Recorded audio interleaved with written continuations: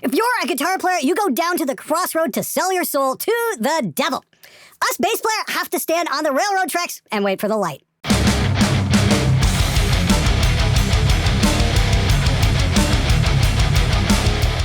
Hey everybody, how's it going? Welcome to SMG Viewers Comments, my weekly show where I try and help you out with your recording and band type questions. Anyway, it's 2021. Happy New Year to everybody. Hopefully everybody didn't party too hard. Hopefully everybody stayed the fuck home. Here's hoping 2021 is going to be a much better year. Anyway, let's get right to it. I've bought the Behringer SL75C mic SM57 clip. I've A-B'd them against an older SM57 with minimal noticeable difference, including using a Fredman clip.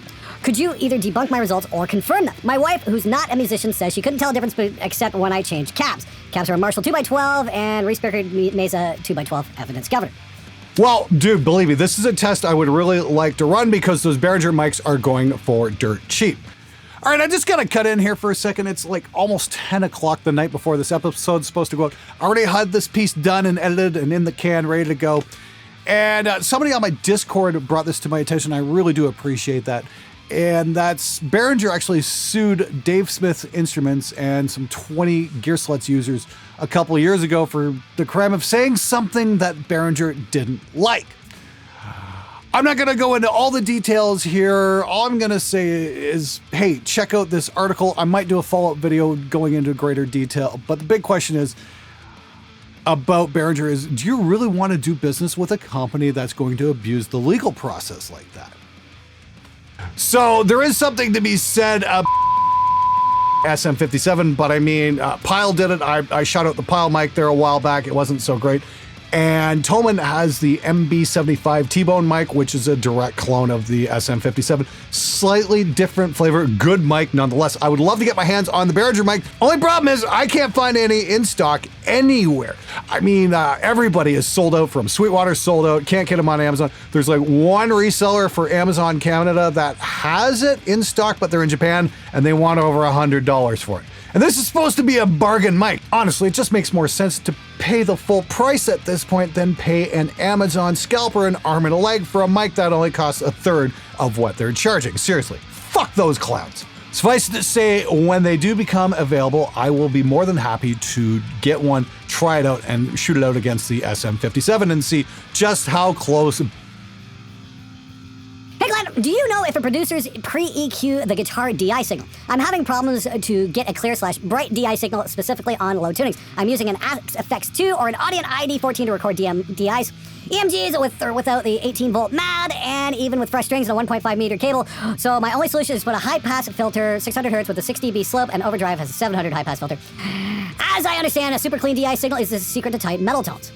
Hey Nico, I think you're onto something. Now, I've had a discussion with my good friend Alex Nazla over the Gear Gods channel about this, and he will definitely EQ some DIs before reamping them or running them through an amp sim, whether to boost something or clean up some mud or that kind of thing. So there's definitely nothing wrong with a little bit of EQ. The trick is to try a few different things and see what works. Back in the day before we had amp sims and whatnot, guitar players would put an EQ pedal in front of their amp and roll off the bottom end of their guitars just to tighten things up. So there is definitely some truth to what you're pursuing.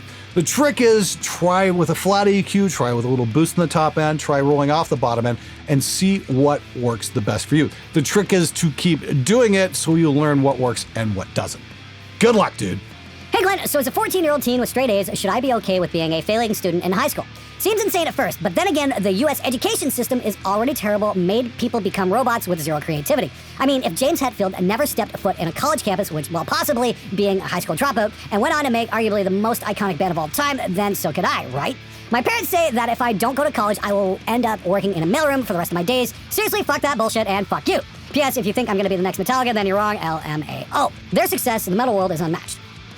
Whew, okay, that's a pretty heavy question, and please take what I'm going to say here with a grain of salt. I can only speak to my own experience, and giving out life advice, especially to somebody so young, isn't exactly what the show's about, so don't go to your parents, oh, well, Glenn said this, because I don't want to deal with that bullshit. So, what I can say to you is this.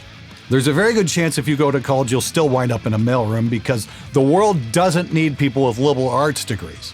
That's the simple truth of it. I understand your parents want you to be successful. College used to be a path to success. These days, maybe not so much unless you go get yourself a degree in engineering or computer science. That's what the world needs. We don't need more lawyers. We don't need more business degrees. We need people who can write fucking code and get shit done. We need people to build the next social media platforms or video streaming formats or something people are going to use in their everyday lives. That's where the future is going to be. So I would highly recommend starting to get yourself a couple copies of how to learn C++, that kind of stuff, coding languages, and get yourself an education that's going to give you a practical use in the real world. Now, this is the thing they never tell you about high school, but this is the truth. High school is there as a test to see if you can endure it, to see if you can put up with it. Because if you can get yourself a high school diploma, that means you're tolerant enough to put up with bullshit of a day-to-day nothing job that's not going to challenge you intellectually in any way, shape, or form. Can you get through it? That's what it's all about. That's why when you go to a prospective employer, the first thing they ask to see is, where's your high school diploma? Because that means you can accomplish something. So please make sure you continue to apply yourself in your studies, because if you get straight A's, grabbing yourself a scholarship at some point might be in your future, and that can wind up saving you maybe $100,000 down the road. Definitely not a bad plan to have. Hey Glenn, what do you think of home studio bundles? I want to start recording for future projects, but since I'm short of money, I'm studying college, renting an apartment, and the pandemic doesn't help at all. I started thinking about buying a home studio recording bundle like the Focusrite Scarlett 2i2 Studio and the Behringer Euphoria Studio Pro. Each has a set of headphones, a 2 to 4 input interface, and a condenser microphone. Should I try them out, or should I wait for better gear? Thanks, and greetings from Mexico. Oh man, now some of the most foolish choices I've seen bands and musicians make is, let's wait for something better. As far as I know, when you wait, nothing happens. So my choice would be, if you can afford it, it's something to get started with. Hell, you know what? Go for it. There's no better time than the present to start learning this stuff. Even if it is with cheap gear. Even the cheap gear these days is really fucking good. We did that shootout of 5 affordable interfaces, and the Behringer wound up coming in second place just behind one of the Audience, which was much more expensive. New t-shirt idea, professional turd polisher. Not a bad idea. You guys out there fixing drummers, auto-tuning vocalists, all that kind of stuff, you want a shirt like that? Let me know in the comments below.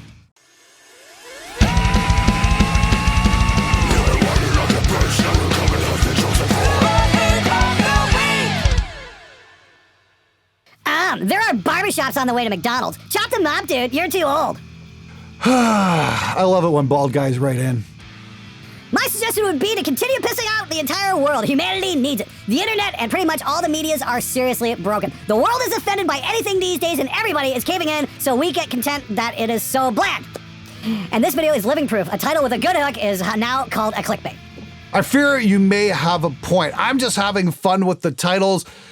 The whole idea behind YouTube is to get people to watch your shit. So if I created a title that maybe piqued your interest and you clicked on it, mission fucking accomplished. I don't apologize for that. I need some help if anyone can. My guitar DI tracks sound really dull. I have a Steinberger UR22 audio interface, and my guitar has new strings on it, but it still sounds dull. My chain is a guitar cable interface USB 3 computer. My volume pots are 500K, don't know if that matters or not, and I'm using passive guitar in one guitar and active in the other.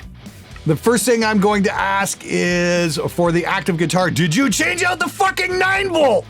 That could be your culprit right there, at least on the active side. For the passive, I can't say, but if you're having problems with both guitars, I would think that the problem might be your cable. Did you try swapping out your guitar cable? Because yes, that can make a difference. And now if you've got an extra long guitar cable, if you got a 40 or 50 foot cable that you're trying to record with, that will definitely fuck with the signal, especially when it comes to passive pickups. Generally, shorter cable runs in the studio are great, like try for 10 feet, that kind of thing. Now, please, above all else, make sure your cable joints are securely soldered and there's no problems with the wiring there. A bad solder joint or a cold solder joint could be fucking with your tone as well. That should be another place where you should be looking at immediately.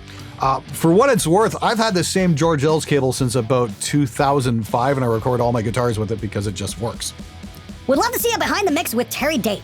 Oh, dude, so would I. I really want to do some more behind the mixes this year. Hopefully, I'm going to be able to travel and make that happen. Once again, we had Paul Wani on the show talking about his mix for Megadeth's Peace Cells. It was very eye-opening, especially for me because I'm so fucking anti-drum samples, and you find out he's got some low-level synth sounds going on with the kick drum and a little bit of white noise going on the snare, and it's like, oh, okay, you know what? That kind of was a bit of an eye-opener for me.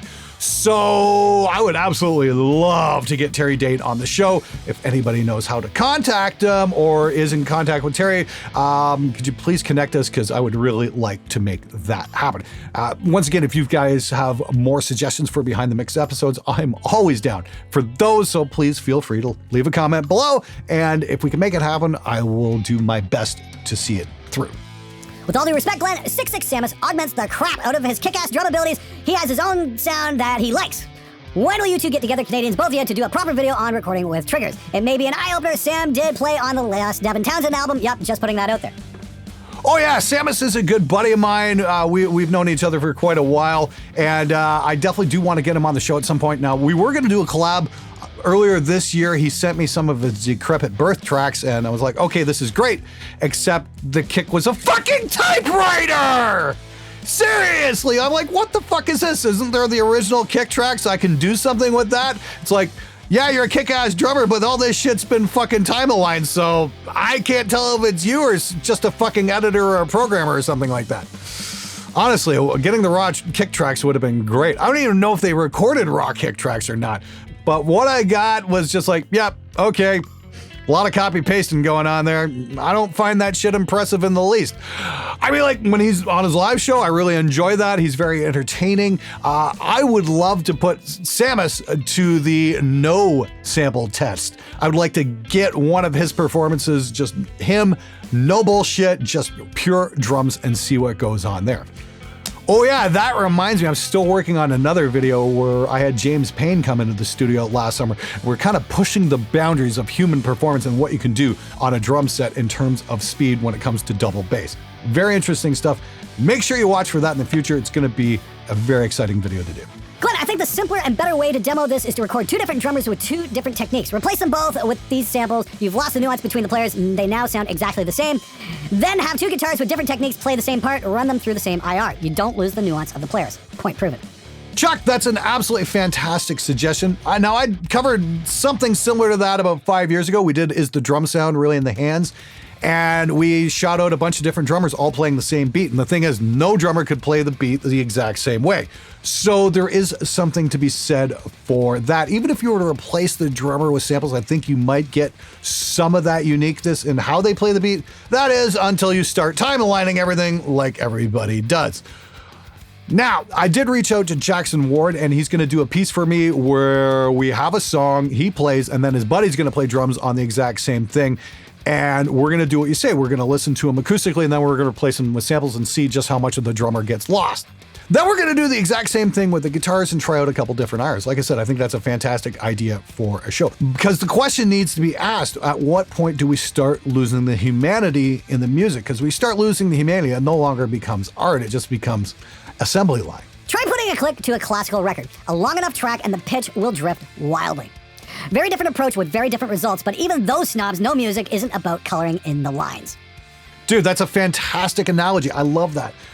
And I think that's one of the things when we started taking music off tape reels and mixer boards and started putting it on screen, we become obsessed with coloring in the lines. And in my opinion, great rock and roll doesn't color in the lines. It has drift, it has flaws in it, and that's what makes it interesting. So to you guys out there who are watching this show, I say, get inspired to break some fucking rules and try finding your own path. I'm not gonna lie, I haven't watched the video yet, but let's be real, a guitar shape / specs shouldn't even be a rip-off thing. There are so many companies that make the Stratocaster, Tele, LP, etc., with 99.9% the same specs, scale lengths, and so on. And this is different how? Of course, you're referencing my video Solar's ripping off Chapman. Vigo, buddy, please, before you comment, watch the fucking video. That was the whole fucking point. Well, I'm not going to watch it, but I'm going to comment. Here's an idea. Before commenting, try and have an idea what the fucking video is actually about before shooting your mouth off. I don't know. Wild suggestion. I get it. Hey Glenn, hope you don't mind me asking a personal question here. With your busy schedule of YouTube and gaming and traveling, not so much this year, how do you and your wife find time for each other? Thanks and fuck you. Now, I can only advise in the context of what works for me. Many years ago, we decided we get one night a week to spend as date night, and we do stuff together. Other nights of the week, all bets are off. She can do her thing, I can do my thing. My wife just happens to be super cool and be a serious gamer girl, so she's into like Elder Scrolls and all that kind of shit, so she's kind of off in her own world. It used to be Saturday night was date nights until her Elder Scrolls crew started wanting to meet up on Saturday nights, so date night got shifted to Sunday nights, which honestly works pretty well for me as well. Trick is make time for each other, and then after that, stay the fuck out of each other's way. All right, everybody, thanks again for watching. You got a comment or a question about home recording, please leave it below. I love hearing from you guys. I love answering your questions. So happy New Year to all you guys. Hopefully we all have a better 2021 than 2020 was. And I will see you guys in the next video. Take care.